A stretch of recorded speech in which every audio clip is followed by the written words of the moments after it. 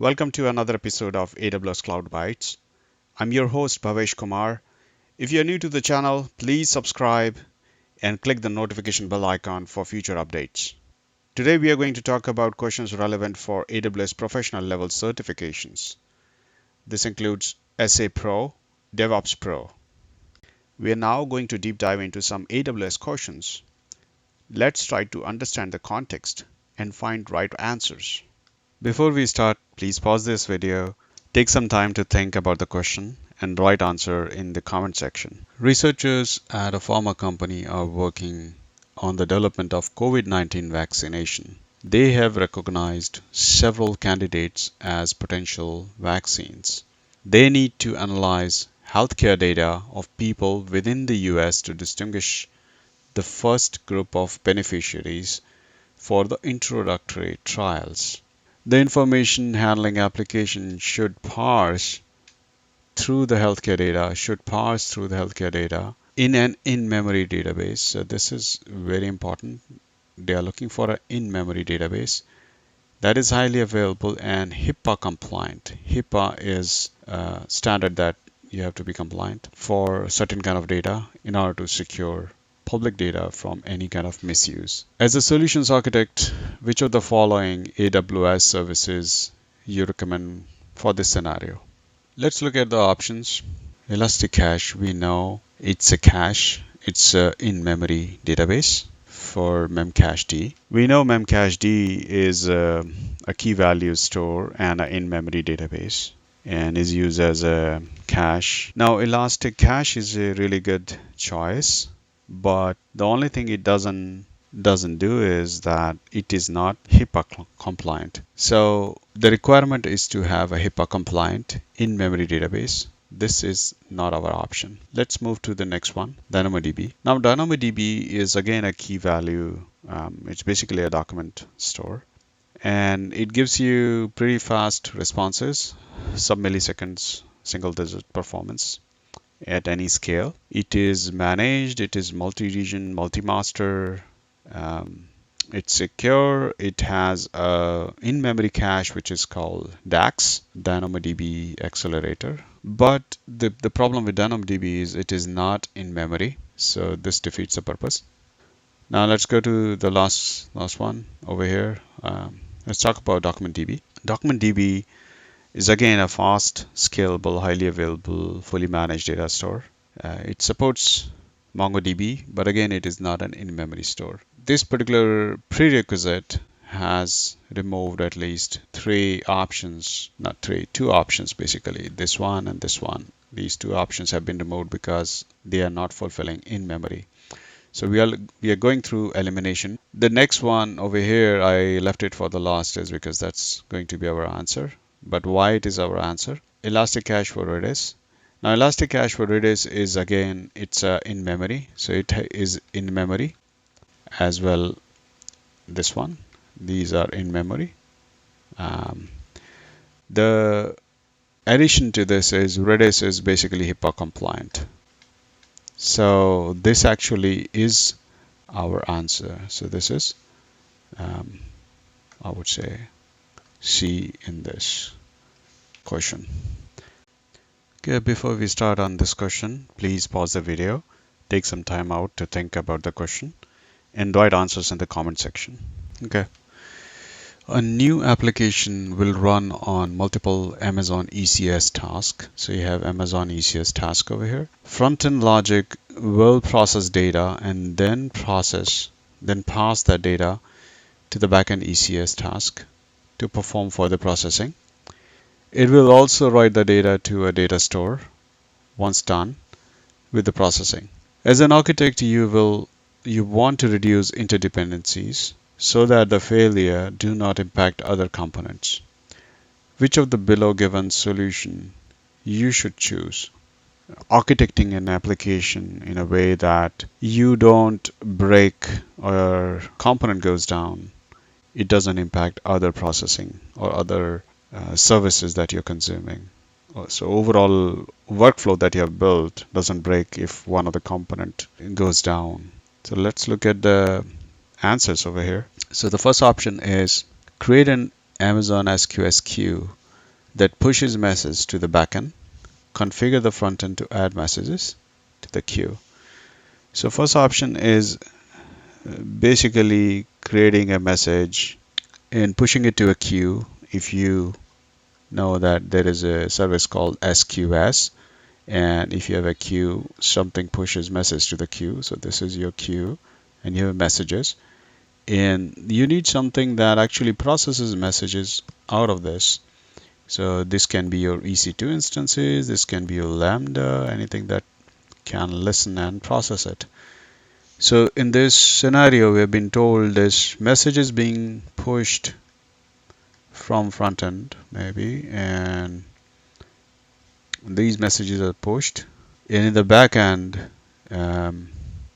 SQS pushes message to the backend. But this is more about polling. You actually pull messages out of. This is not a push scenario. You actually have a compute instance that reads the queue, processes it, and removes it from the queue. So this option is not the right option because it is not push. Basically, it is pull based for SQS. Let's look at the second option. Create an Amazon Kinesis Firehose delivery service, delivery stream, and configure the front end to add data to the stream and the back end to read data from the stream. Now, Kinesis Firehose delivery stream, this option is for streaming data. With Firehose, the data is immediately loaded into a destination that can be S3, Redshift, Elasticsearch, or Splunk. This is not ideal use case for Firehose as the data is not a streaming data. There is some data that is coming ad hoc, so it's not a streaming data. And we don't need Firehose in this scenario. So this is kind of additional service that we are putting.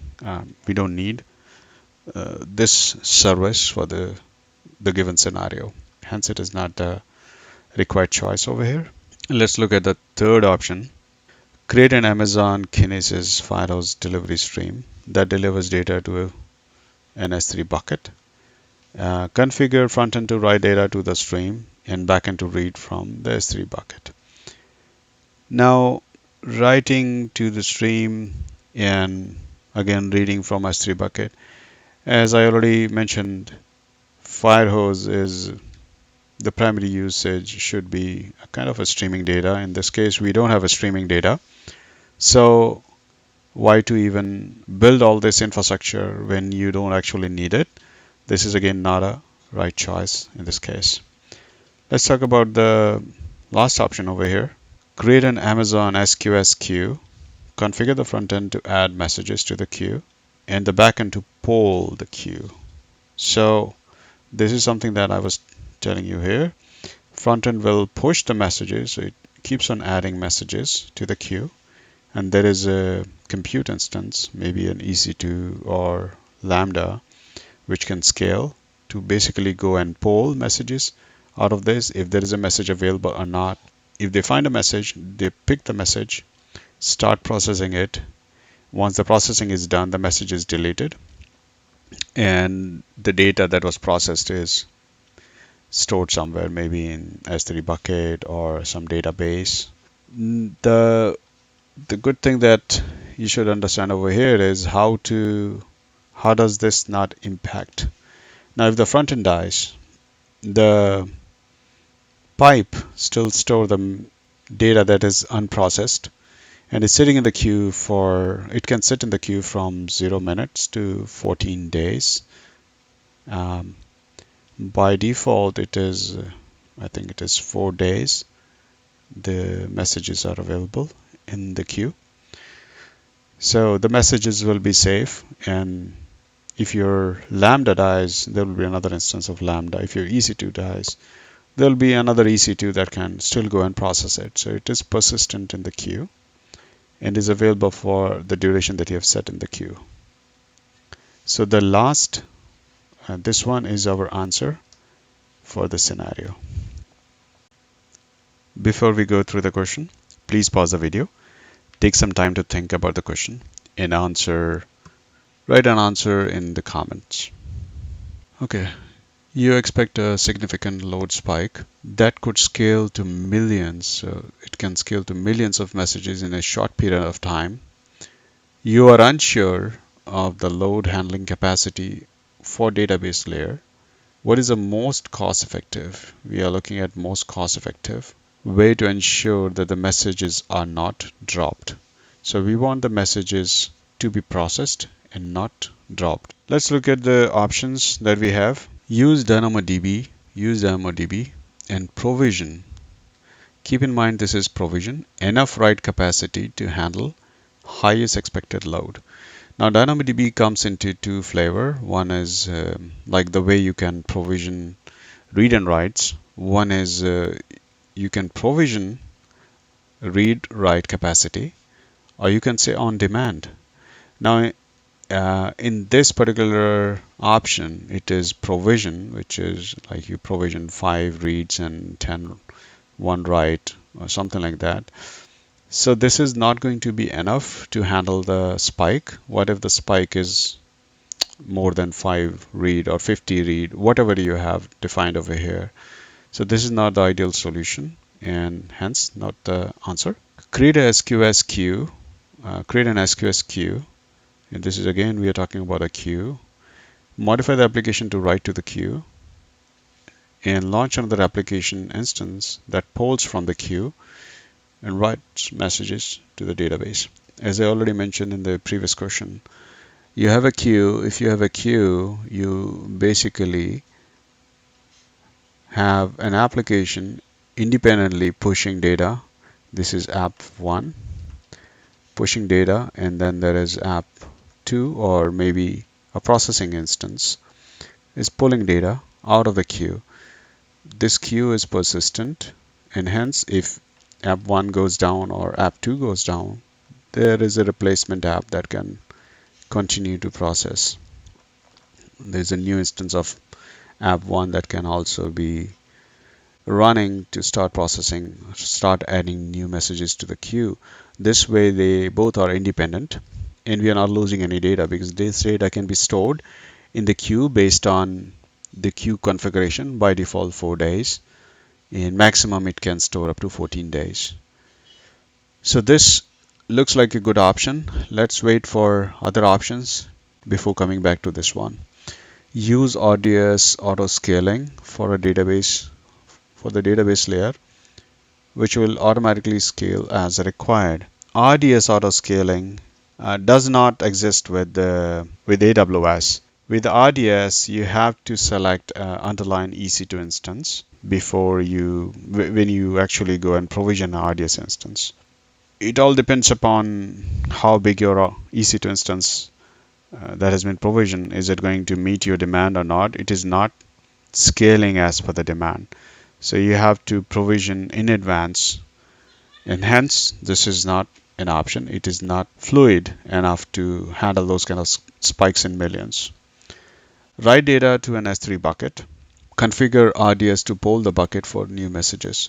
There are no polling capabilities for RDS to go and poll for messages in the S3 bucket. The answer for this particular question is going to be create an SQS queue, modify the application to write to the SQS, and then another application is basically reading from the SQS queue. So the answer is B for this particular scenario. This is the end of the show. Thank you for watching. If you liked the content, please like, subscribe, and press the bell icon for future updates. This is your host Bhavesh Kumar signing off. Thank you.